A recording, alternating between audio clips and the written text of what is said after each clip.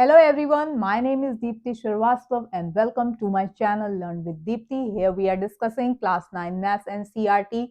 So far we have completed 3 chapters and we also started with chapter number 4.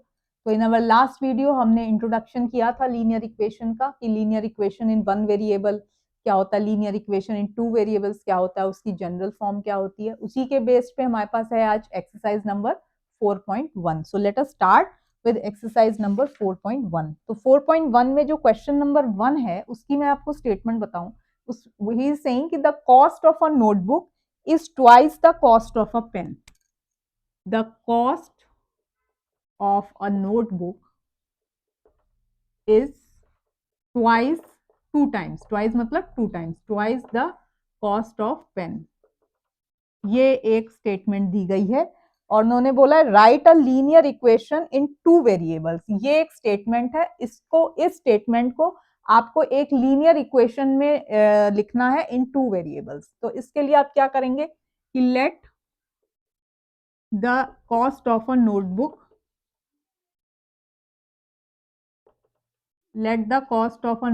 B x, be rupees x कर दीजिए. X जो है वो आपकी cost of a notebook है और let the cost of a pen be rupees Y. ठीक है. अब जो स्टेटमेंट दिया कि जो कॉस्ट ऑफ अ नोटबुक है it is equal to twice the cost of pen. तो एक्स क्या है? X is the cost of a notebook and it is equal to twice the cost of a pen. तो it is twice the cost of a pen. एक pen की cost Y थी तो ये 2y हो गया और एक नोटबुक की कॉस्ट क्या है? एक्स है. तो ये इक्वेशन बन गई x is equal to 2y. अब इसको x minus 2y plus 0 is equal to 0 कर दीजिए. तो ये बन गई आपकी linear equation in two variables. तो ये तो आपका क्वेश्चन नंबर 1 हो गया. अब जो क्वेश्चन नंबर 2 है वो बेस्ड है जो हमने लास्ट वीडियो में एग्जाम्पल डिस्कस किया था, उसको आपको ax plus B Y plus C की फॉर्म में लिखना है. तो ये तो अपना क्वेश्चन नंबर 1 हो गया. क्वेश्चन नंबर 2, दो क्वेश्चंस हैं इसमें इस एक्सरसाइज में.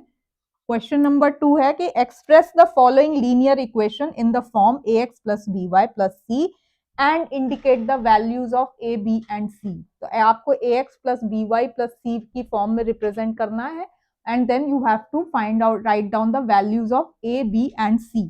तो जो फर्स्ट पार्ट है it is 2x plus 3y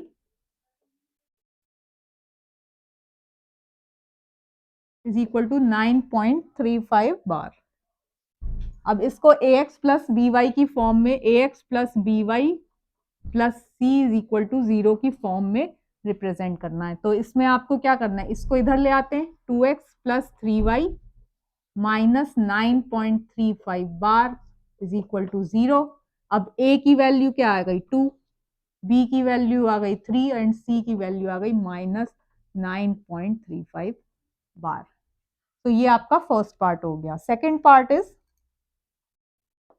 x minus y by 5 minus 10 is equal to 0. तो ये एक तरीके से ax plus B Y plus C की फॉर्म में आपको दिया गया है. तो इसको अब आप अगर चाहें तो इसको ऐसे भी लिख सकते हैं 5x minus y minus 50 is equal to 0. a की वैल्यू 5 आ गई, b की वैल्यू माइनस 1 आ गई, c की वैल्यू माइनस. तो ये जो है ये आपका वो आ गया. और अगर ऐसे नहीं भी करना है तो आप ऐसे भी लिख सकते हैं a की वैल्यू जो है वो 1 है, b की value is minus 1 by 5 and c की value is minus 10. Both are correct. आप इधर इसको एलसीएम लेके भी कर सकते हैं, नहीं है तो simple a is equal to 1, b is equal to minus 1 by 5, c is equal to minus 10 भी लिख सकते हैं. तो ये आपके दो पार्ट्स हो गए. ये आपके फर्स्ट टू पार्ट्स कंप्लीट हो गए. जो third is minus 2x plus 3y is equal to 6. तो this is your minus 2x. इसको आपने लिख दिया minus 6 is equal to 0.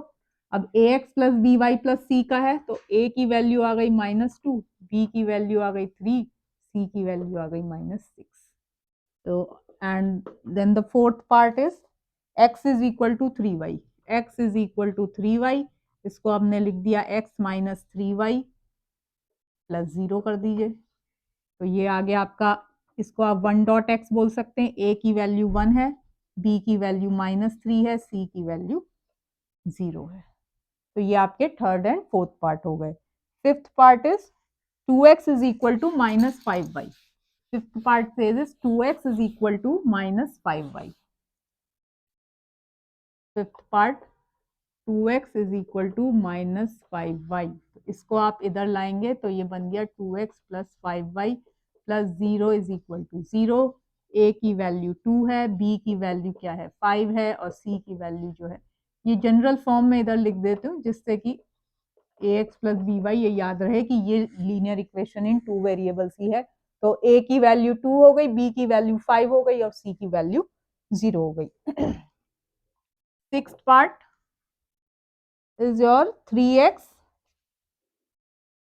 plus 2 is equal to 0.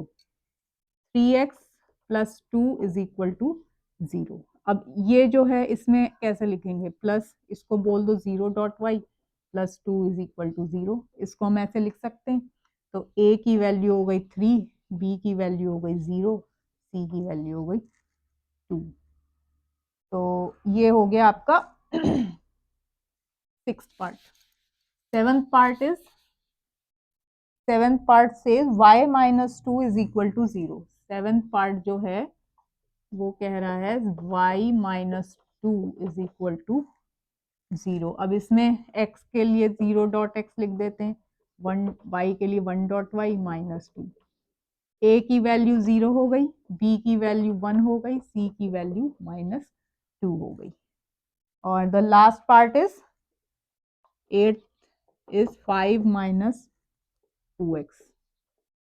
5, yeah, 5 is equal to 2x. 5 is equal to 2x. तो इसको हम लिख सकते हैं 2x plus 0.y minus 5 is equal to 0. a की वैल्यू 2 हो गई, b की वैल्यू 0 हो गई, c की वैल्यू -5 हो गई. So here you have found out the values of a, b and c. So with this you have completed your exercise number 4.1. So in our next video, we'll be discussing solution of a linear equation. How can we find out the solution of a linear equation? So hope आपको मेरी video अच्छी लगी होगी. अगर अच्छी लगे तो please like, share और सब्सक्राइब जरूर करिएगा. Thank you so much.